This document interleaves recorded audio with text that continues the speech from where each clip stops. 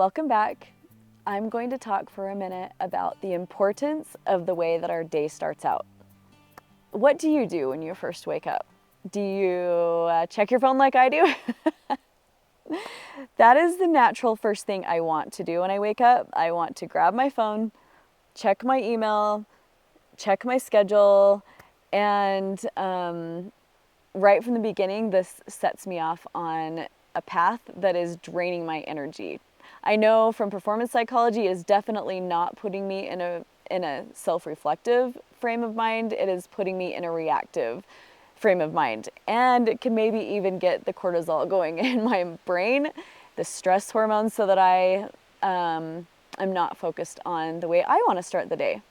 So I wrote in my second newsletter, Substack is where it is, called Moss on the Mind, about how in the morning when I am aware and I'm trying my hardest, I will take a minute to keep my eyes shut when I wake up. And I'll even put my hand on my tummy and my heart, or just lay there. And first I like to recall my dreams, because to me that there's a lot of information in the things that we dream. Sometimes it just is more like memory recall or organizing our memory.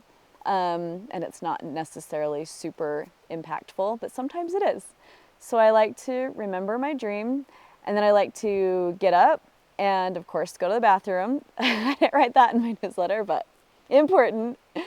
And then I like to go right to my journal, which is kind of my meditative, reflective, prayer kind of time, where I like to set the stage for the day in the way that I want to. So I first record my dream, because that's part of my schedule. And then there's things that I learned from my dreams. Sometimes, like last night, I had a pretty impactful dream. I was dreaming about, and I'm not going to share the whole thing because maybe it just gets to be kind of long, but in part of it, I dreamed that my daughter said that she was going to bronze her foot. Like she's been getting pedicures because she wanted a beautiful foot to bronze. And I remember thinking in my head, in my dream, like, what is she talking about? And I didn't want to tease her because I could tell she was being serious. So I was like, okay, you want to bronze your foot. You're spending a lot of money doing this. And then in my dream, I realized, while I was still sleeping, because I'm a pretty lucid dreamer, and I realized I was dreaming, and I thought, oh, this is probably because she had a bronzed shoe when she was a baby, and it was the first shoe that she ever walked in. And it's an important memento that stays in our house. And I thought, oh, isn't that interesting that, this is important to her to bronze her foot as an older woman now. And so when I was reflecting on this in my journal in the morning, it was obvious to me that, because I've studied now some different ways to break down dreams and what it might be telling me, that now that she's an older woman and she's bronzing her foot to give it to Dad, how important that relationship is still with her dad. And just like it was when she was wearing this first little shoe and she was a little toddler. And so in my to-do list then, after I recorded in my journal, I put that into my to-do list about things that I want to do today. So when I'm writing, here's one of my planners. I would open it up and I would get out my planner part of the day, and I would write down in my to-do, today I want to sit down and look at the times that I'm checking in with John on the kids and seeing how they're doing. And, their footprint or the shoe that they walk in is just as important now as it's always been. And it was a really cool reminder that I feel like my subconscious was teaching me. So after that, and I write my to-do list, then I like to kind of get going with my day. I also will do different meditative exercises, or where it takes me in a more reflective state for things that I feel like that are coming in from my dream, or things that I want to accomplish or do in my life. And I will write those down. And then I go about my day. So when I do that, it's a very much more peaceful way to start my day. And I believe that it helps me live in integrity, in a way that I'm taking time doing things that I know in my heart and my mind my subconscious that I really want to do. So try it out. When I start opposite and I look right at my email and I start getting into the to-do list of the day that I have to do, I sometimes will answer emails right from my phone in bed, which they're never going to be constructed as well. Or I start doing random things like getting online and scrolling on social media for a minute, which is not going to put me in the frame of mind for my goals. I actually only follow people that really encourage me and they motivate me. But it's taking me out of my energy and the things that I want to accomplish. So yeah, that's one thing that I don't want to do. And there's a million other things that can take my attention. Maybe I want to buy something on Amazon, or there's a million things.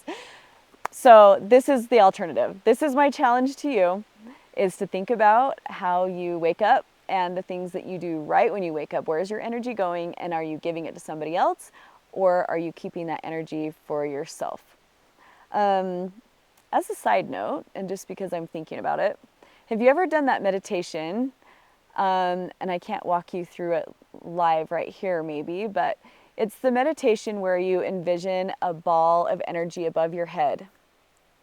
Maybe I can do it live with you. And if you are watching and you want to do this with me, you can. But you envision a ball of energy above your head, and you imagine what color it would be to represent your energy. And you kind of can look at the state of it and look if it's burning bright and there's lots of energy, or if it's feeling like it's kind of smaller.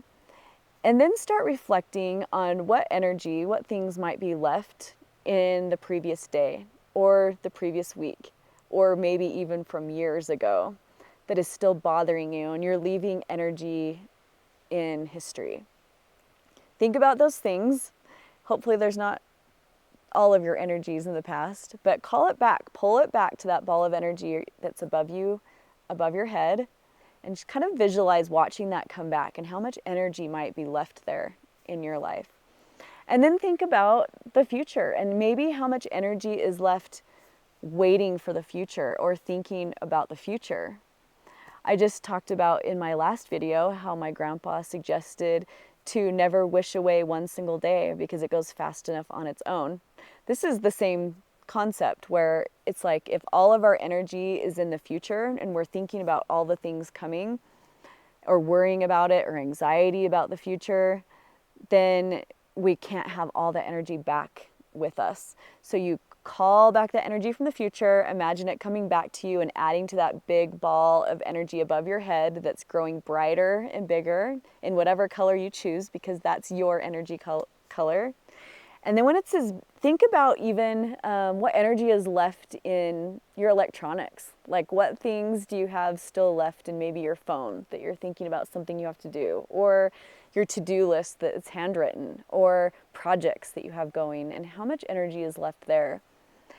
And think about all of that, and it's good to have energy there, but when you're trying to refill your soul, it's good to call back your energy for a minute. So call back all that energy from your projects just for this moment at the first of your day, and imagine it's coming back to this big ball of light above your head. And then you're going to envision it pouring, all that light pouring back down into your body, down through your head and into your arms and your heart and your legs and your feet and your physical body right here that needs the energy to do the things that you need to do for the day.